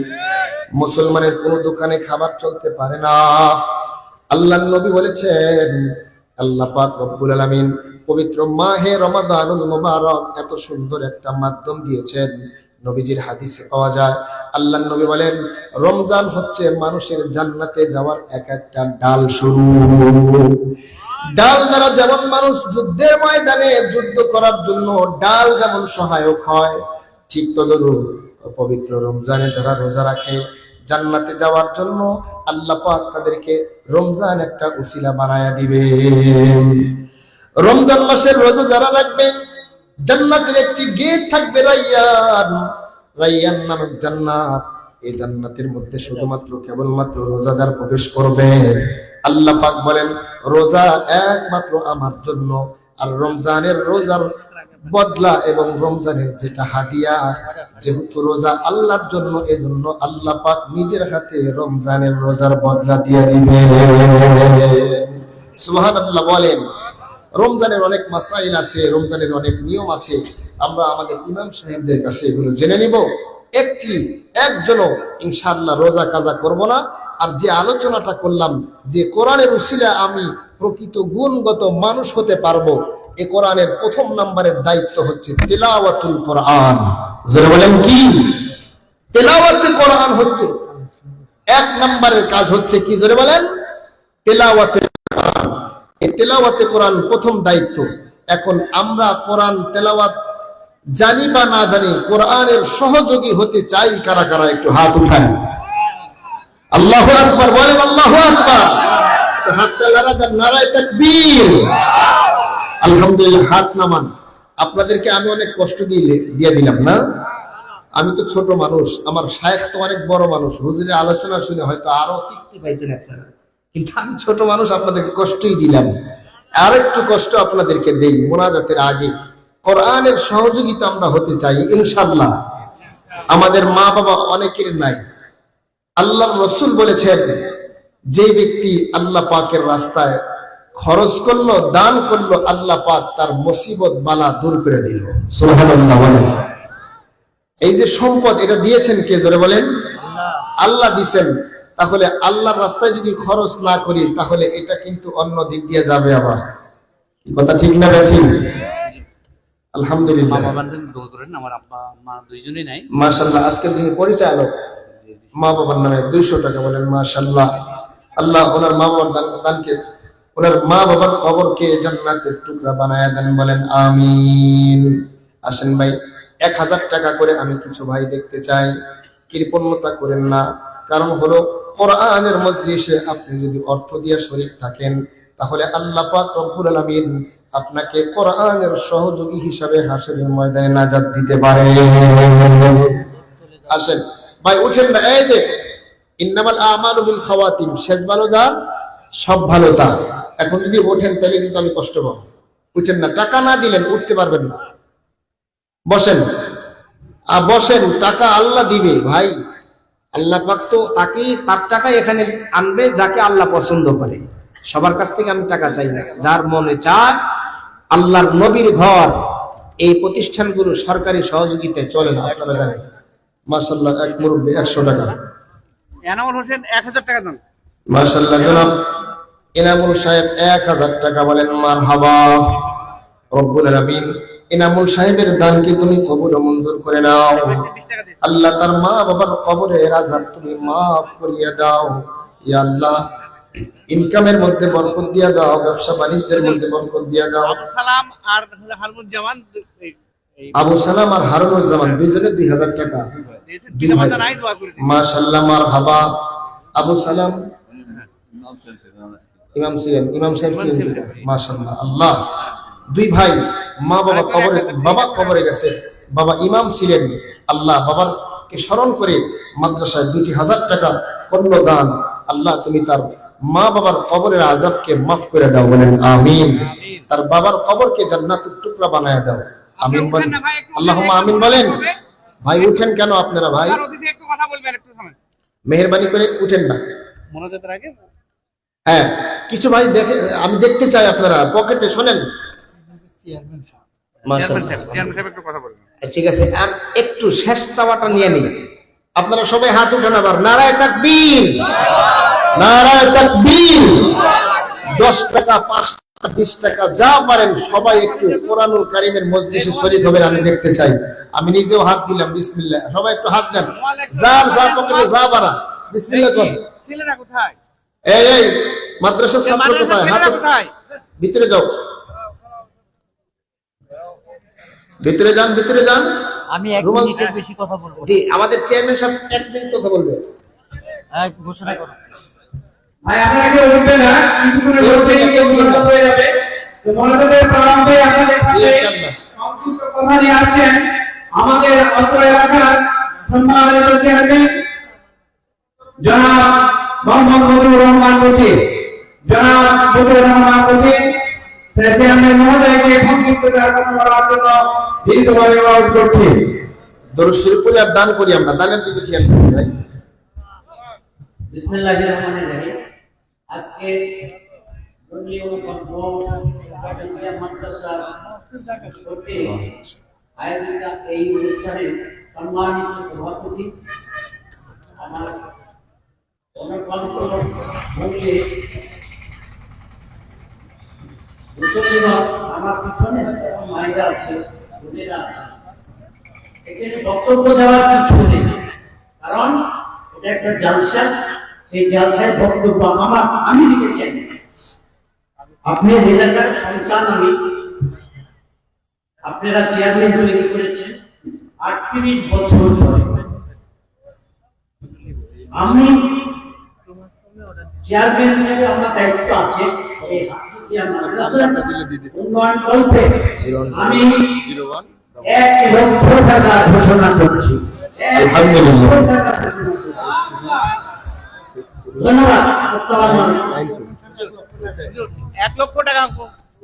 আমাদের চেয়ারম্যান সাহেব 1 লক্ষ টাকা বলেন মারহাবা। হাত উঠাই রব্বুল আলামিন। ইয়া আল্লাহ, আমাদের চেয়ারম্যান সাহেব মাদ্রাসার প্রতি খুব খেয়াল করে। আল্লাহ, মাদ্রাসার জন্য 1 লক্ষ টাকা দান করেছে। আল্লাহ, ইয়া আল্লাহ, বাবা মার জন্য দোয়া চাইছেন। জনম দুঃখী মা বাবাকে তুমি ইয়া আল্লাহ চেয়ারম্যান সাহেবের মা বাবার কবরের আযাবকে মাফ করে দাও। আল্লাহ জানি না কবরের মধ্যে কোন অবস্থা আছে, আল্লাহ প্রত্যেকটা মানুষ দুনিয়াতে কেউ জানে না। কবর তো বড় ভয়ানক জায়গা, কবর তো বড় ইয়া আল্লাহ দুর্বার জায়গা, ইয়া আল্লাহ সাঙ্গে জায়গা। রব্বুল আলামিন কবরের জগতে আজকের এই দানের উসিলায় রব্বুল আলামিন তুমি শান্তির ফয়সালা করে দাও, আল্লাহুম্মা আমিন। না আরো 1000 মা বাবার জন্য, মা বাবা আমাদের জন্য সব করে গেছেন মাশাআল্লাহ। নাম প্রকাশ ছাড়া আরেক ভাই কিছু টাকা দান করেছে, রব্বুল আলামিন দানকে কবুল মঞ্জুর করে নেন। ইয়া আল্লাহ মা বাবার কবরের আযাব মাফ করে দেন রব্বুল আলামিন। হাসরের ময়দানে দানের উসিলায় তুমি নাজাতের ফয়সালা করে দাও, বলেন আমিন। আরো কিছু ভাই আসেন, মাহরুম করেন না মা বাবার জন্য, আপনজনদের জন্য। মাদ্রাসা দান করলে আল্লাহ বরকত দেয়। দান করে কেউ গরিব হয়েছে দেখাইতে পারবেন ভাই, বলেন? আচ্ছা আপনারা দোয়া করে যাবেন না? হ্যাঁ বসেন, শেষে উঠে গেলে ভালো ভালো হবে না, ভালো ব্যবহার হবে না। ঠিক আছে ইনশাআল্লাহ।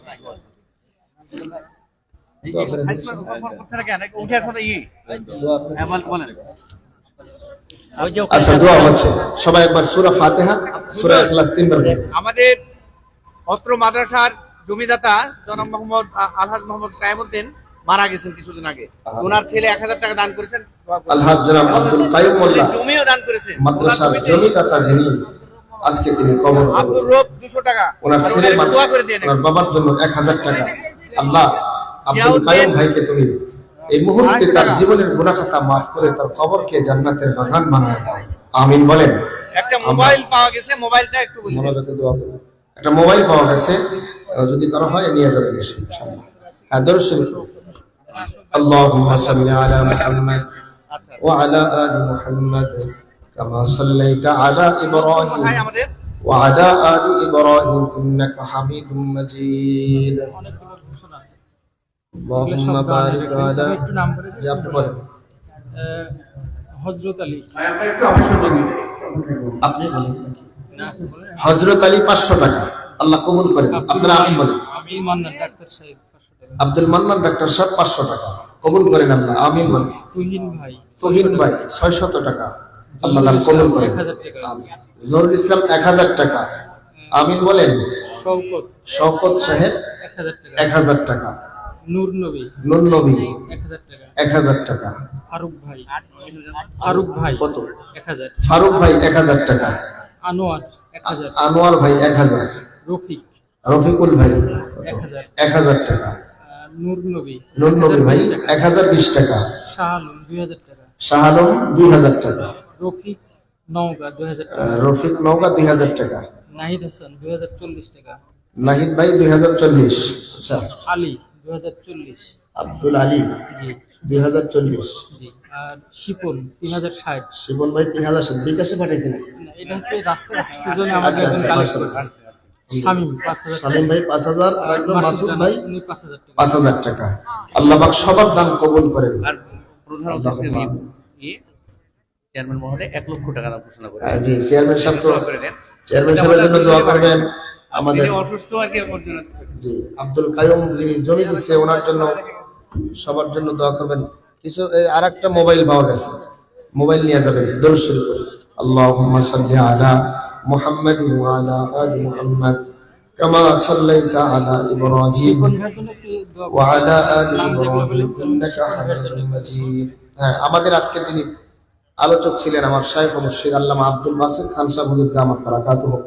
হুজুরের সুস্থতার জন্য আপনাদের কাছে দোয়া চাই, আল্লাহ তাআলা যাতে হুজুরকে পূর্ণাঙ্গ সুস্থ করে দেন। আমার সাথে যিনি আসছেন উনি আমার বাবা, আমাদের জন্য আমি দোয়া চাই, আল্লাহ তাআলা যাতে নিরাপত্তার সাথে সহিভাবে কবুল ও মঞ্জুর করেন, বলেন আমিন। আমি ঢাকাতে জুমা পড়াই, আর সিরাজগঞ্জ আমার বাসা, ওখানে মাদ্রাসা আছে, হুজুরের সাথে সম্পর্ক আছে। আল্লাহ পাক কোরআনের খেদমত করায়, আল্লাহ পাক বিভিন্ন জায়গায় নেয়।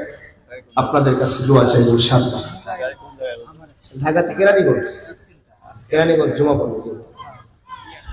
আলহামদুলিল্লাহি রাব্বিল আলামিন ওয়াল আকিবাতু লিল মুত্তাকিন والصلاة والسلام على سيد الأنبياء والمرسلين ربنا ظلمنا أنفسنا وإن لم تغفر لنا وترحمنا لنكونن من الخاسرين رب العالمين يا الله مولاي كريم قبل المغرب অথবা بعد المغرب থেকে অদ্যবধি পর্যন্ত এই মসনদে বসে হযরত উলামায়ে কিরাম দ্বীনি আলোচনাগুলো শোনাইতেছিলেন।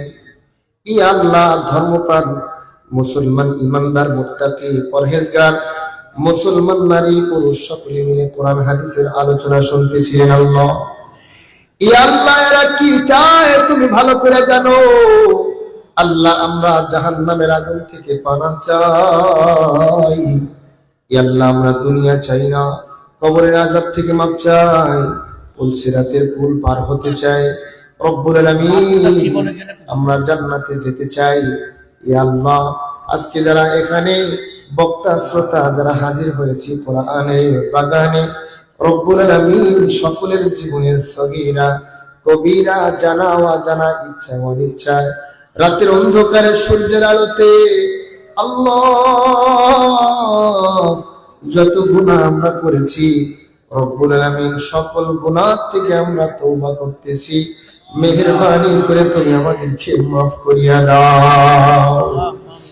ইয়া আল্লাহ আজকে মজলিসে মাহফিলে মাদ্রাসার জন্য যারা দান করেছে চেয়ারম্যান সাহেব সহ আল্লাহ মাসুদ নাম ইয়া আল্লাহ আরো যারা দান করেছে আমি জানি না, রব্বুল আলামিন যে যে সমস্যার মধ্যে আছে ইয়া আল্লাহ সকলের দুনিয়াবি সমস্যার সমাধান তুমি দিয়া দাও।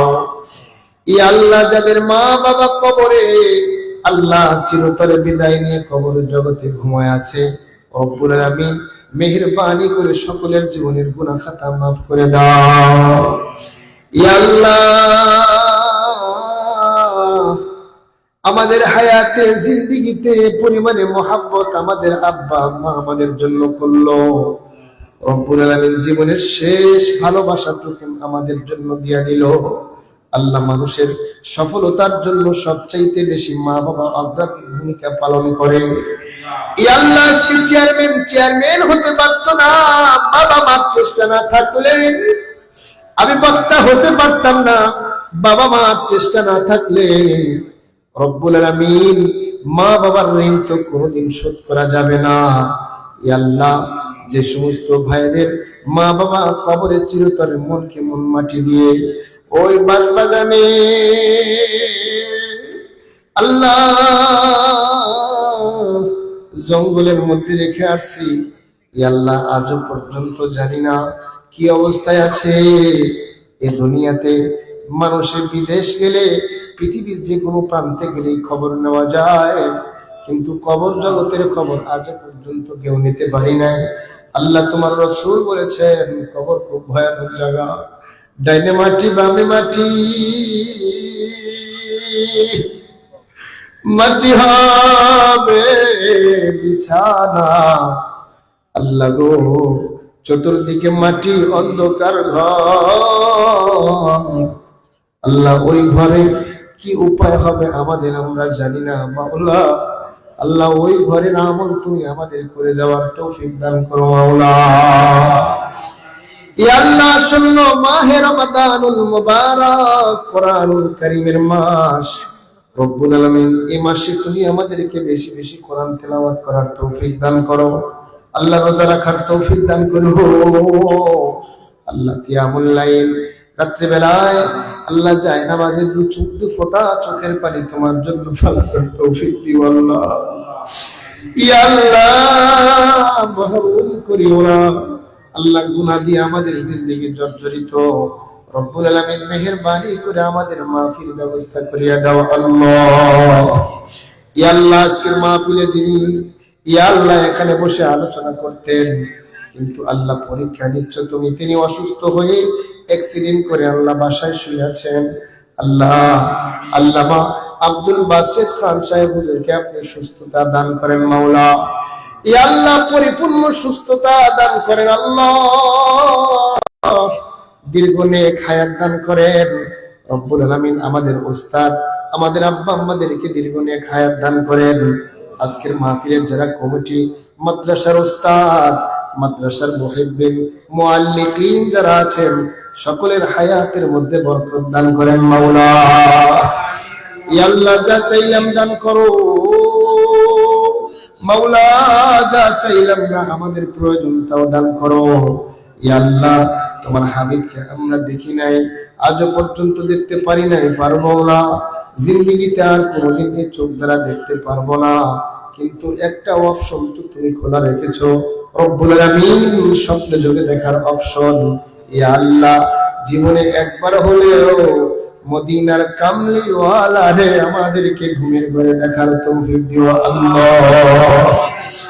ইয়া আল্লাহ, যতক্ষণ পর্যন্ত জীবনে হায়াতে জিন্দেগিতে একটি গুনাহ থাকবে ততক্ষণ পর্যন্ত কবরের যাত্রী বানাও না আল্লাহ। তুমি না বলেছো হাক্কা তুকাতিহি ওয়ালা তামুতুন্না ইল্লা ওয়া আনতুম মুসলিমুন। খবরদার খবরদার, বান্দারে মুসলমান না হইয়া মরিও না।